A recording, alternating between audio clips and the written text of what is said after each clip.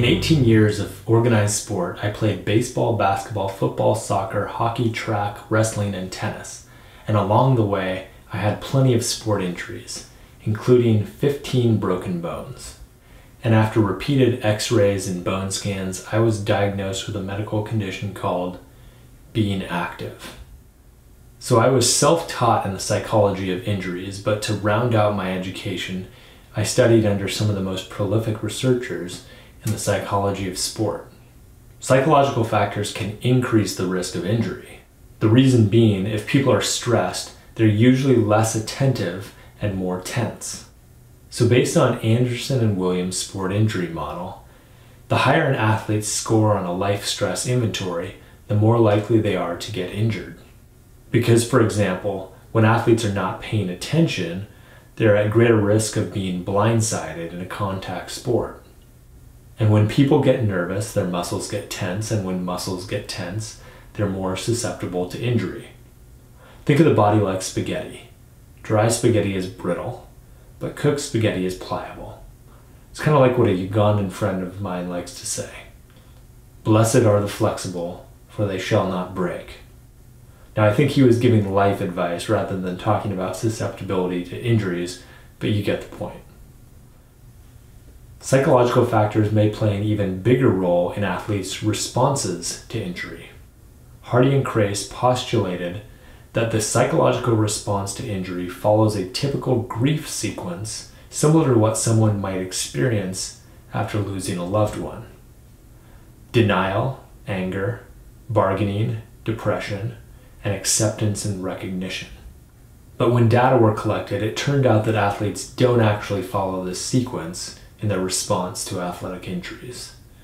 But it was a good guess. In 1990, Eileen Udry and her colleagues suggested that there are 3 different categories of psychological response to athletic injuries. Injury-relevant information processing, like assessing the pain, severity, and nature of the injury, emotional upheaval and reactive behavior, and positive outlook and coping. A few years later, Al Pettipaw and Stephen Danish suggested that the typical response to athletic injuries involves identity loss, fear and anxiety, lack of confidence, and performance decrement. Athletes may question who they are, when they'll be able to play again, and if they will get their starting job back. And the athlete may lose motivation to continue playing, worry about the risks of further injury, and become even more distressed when their post-injury performance doesn't immediately satisfy their pre-injury expectations. Sometimes athletes are able to take their injury in stride and are able to shift from training and competition to rehabilitation and recovery until they are ready to train and compete again. But other times, the response to injury can be a little bit more dramatic.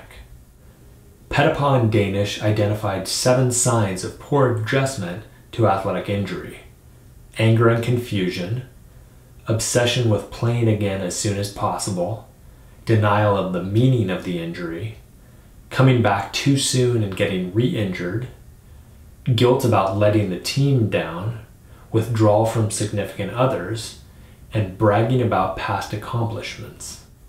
So why are the responses of some athletes particularly problematic? Often it has something to do with athletic identity, or the degree to which an athlete identifies with the athlete role. Athletic identity is a construct that was popularized by my wonderful master's mentors at Springfield College, who created the Athletic Identity Measurement Scale, or the AIMS. The Athletic Identity Measurement Scale includes items like, I consider myself an athlete, most of my friends are athletes, other people see me mainly as an athlete, and I feel bad about myself when I do poorly in sport, which are assessed using a 7-point Likert-type scale. Having a strong athletic identity isn't necessarily a bad thing. Seeing oneself as an athlete is associated with better performance, being more fit, and having a strong sense of self. But having a strong athletic identity can put athletes at risk of certain problems. People with strong athletic identities tend to face problems if they are cut from teams, if they are no longer the star of their team when they move up to the next competitive level, while facing retirement or the end of a college career, or after sustaining a season or career-ending injury. When people who see themselves primarily as an athlete are suddenly no longer part of a team, they can face an identity crisis because our actions define us. If you teach children, you're a teacher. If you write books, you're a writer. And if you play sports, you're an athlete. But what happens if you don't play sports anymore? The answer is easy. You're a former athlete.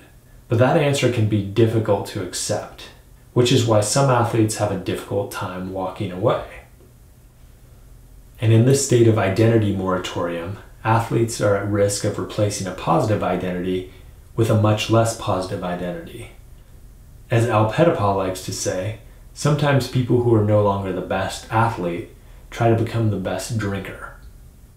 So what can be done to help athletes as they deal with season-ending or career-ending injuries?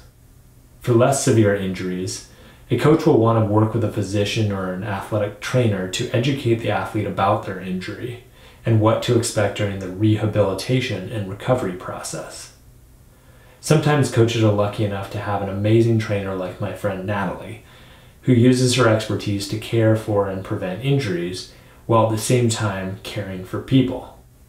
To be blunt, some athletes, even at the college level, can function better if they're mommed a little bit. And having someone around whose tough love approach can keep kids in line can be invaluable for a program, especially if that person is someone who is universally adored and respected by the players. And because injured athletes tend to spend a lot of time in the training room and therefore a lot of time with athletic trainers, these caregivers are in a unique position to add value to a program that goes way beyond ankle wraps, ice packs, and ultrasounds. It helps if someone can be available to help prepare athletes for setbacks that might occur during the rehab process and to prepare them to come back after they've been cleared. Because athletes are sometimes physically ready to come back from an injury before they are psychologically ready. If an issue is severe enough, a coach will want to connect their players with a counselor or a mental health professional who can help guide them through the changes that may come with an injury. And that person would want to gain an understanding of what the injury means to the athlete. It is unwise to assume that all injuries are perceived as devastating by the injured athlete, because for some athletes on the verge of or beyond the point of burnout may actually see the injury as a relief. And you can never be sure until you ask. To be a complete coach, someone needs to teach, train, manage, mentor, and recruit people. And while you may be able to outsource the training to strength and conditioning coaches, an athletic trainer, and a nutritionist, you as the coach are ultimately responsible for what goes on in your program, including the training of athletes. If you're fortunate enough to have a team of experts to call upon to treat athletic injuries, don't neglect the psychological side of injuries, and especially don't neglect the injured athletes. In fact, you might see an injury as an opportunity to build an even stronger relationship with an injured player by demonstrating to them that they are more important to you as a person than as an athlete. There are very few ways that are more effective in fostering loyalty among team members than by astonishing them with kindness during their most difficult times. So don't just care for injuries, care for people.